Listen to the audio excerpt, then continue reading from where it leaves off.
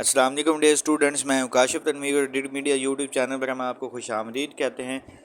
Lecture start کرنے سے پہلے آپ لوگوں سے ایک چھوٹی سی ریکویسٹ ہے کہ اگر ابھی تک آپ لوگوں نے ہمارے چینل کو سبسکرائب نہیں کیا تو اسے سبسکرائب کر لیں اور ساتھ میں لگے ہوئے بیل آئیکن کو بھی پریس کر لیں تاکہ نئی ہر آنے والی ویڈیو کا نوٹیفیکیشن آپ لوگوں کو بر وقت طور پر پہنچ سکیں.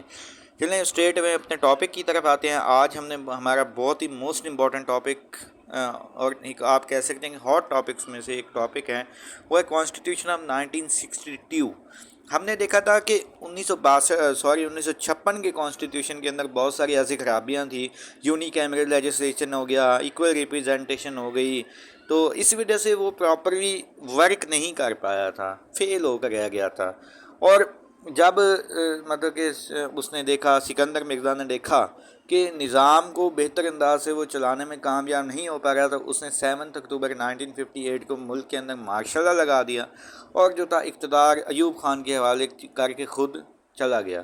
7 اکتوبر کو اس نے مارشل لا لگایا اور 27 اکتوبر 1958 کو اس نے کیا کہ اقتدار اس کو ایوب خان کو دے دیا تھا. اس طریقے سے جو تھا ملک کے اندر فرسٹ مارشل لا بھی امپوز ہو کر رہ گیا. ایوب خان نے کیا کہ مارشل لا لگانے کے بعد نیا کانسٹیٹیوشن دیا گیا، پرانے کانسٹیٹیوشن کو ایبروگیٹ کر دیا گیا اور نیا کانسٹیٹیوشن بنایا گیا. تو اس نئے کانسٹیٹیوشن کے سلینٹ فیچرز کو ڈسکس کرتے ہیں کہ ایسا کیا تھا اس کانسٹیٹیوشن کے. Enforced on June 1962 by Ayub Khan. 8 جون 1962 کو ایوب خان کی طرف سے یہ بنایا گیا تھا. یہ بھی ریٹن فارم میں تھا constitution. It was also written passed by the parliament comprising of 250 articles. اس کے بھی یہ بھی ریٹن فارمیٹ میں تھا، پارلیمنٹ سے اس کو پاس کیا گیا تھا. 250 اس کے یا 250 آپ کہہ سکتے ہیں کہ آرٹیکلز تھے. پریمبل.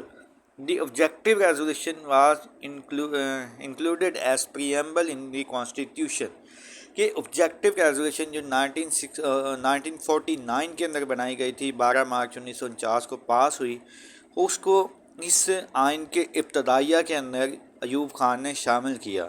اس کے اندر ہم نے دیکھا تھا وہ پرانی، اگر آپ لوگ آبجیکٹیو ریزولوشن کو پڑھنا چاہتے ہیں تو اس لیکچر کی پلے لسٹ میں جا کے دیکھیں. آبجیکٹیو ریزولوشن کے اندر اوپر ایک ڈیٹیلڈ ویڈیو آلریڈی اپلوڈ کی جا چکی ہے. فارم آف گورنمنٹ کی بات کی جائے، instead of federal system presidential form of government was introduced for the first time. کہ federal form of government, Ayub Khan نے کہا کہ فیڈرل فارم آف گورنمنٹ ہم نے 1956 کے کانسٹیٹیوشن کے اندر دیکھ چکے ہیں، اس کے اندر ہم نظام کو بہتر انداز سے نہیں چلا سکے، آخرکار وہ فیل ہو گیا. اس وجہ سے اس نے پریزیڈینشیل فارم آف گورنمنٹ کو فرسٹ ٹائم ملک کے اندر امپلیمنٹ کیا through the constitution which mend extensive power for the president. کہ مطلب کہ presidential form of government day students یہ ہوتا ہے جس کے اندر تمام کی تمام جو پاورز ہوتی ہیں وہ پریزیڈنٹ کے پاس ہوتی ہیں. پریزیڈنٹ چاہے جو بھی مطلب کہ آل ان آل ہوتا ہے، جو ڈیسیژنز لینا چاہتا ہے ملک کے اندر، جو نئے قوانین بنانا چاہتا ہے، تو وہ پریزیڈینشیل آپ یہ کہہ سکتے ہیں کہ آل ان آل ہوتا ہے، وہ تمام چیزوں کو خود سپروائز کرتا ہے. نیشنل لینگویج کی بات کی جائے، Urdu and Bengali same recognized as the national languages of Pakistan. کہ اردو اور بنگالی دونوں کو اس نے نیشنل لینگویج، کیونکہ اس وقت بھی ایسٹ پاکستان اور ویسٹ پاکستان موجود تھے، تو ان میں دونوں کو مد نظر رکھتے ہوئے اس نے کیا سسٹم انٹروڈیوس کیا. اس نے کہا کہ نیشنل لینگویج دونوں ہوں گی بھائی، تاکہ کسی کو اعتراض نہ ہو. یونیکیمرل پریزیڈینشیل پارلیمنٹ ہوگی اس کے اندر بھی. Like 1956 constitution it was accepted single house parliament called the National Assembly. The Senate did not exist under the new constitution.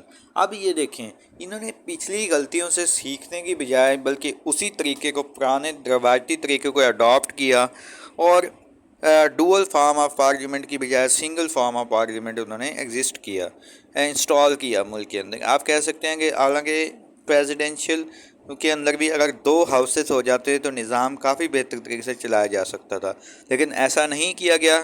دوبارہ سے یک قوانی مقننہ کو ہی فروغ دیا گیا۔ اس طریقے سے آج کا لیکچر ہم یہیں پہ اینڈ کرتے ہیں۔ اگلے لیکچر کے اندر ہم اس کے فردر سلینٹ فیچرز کو دیکھیں گے۔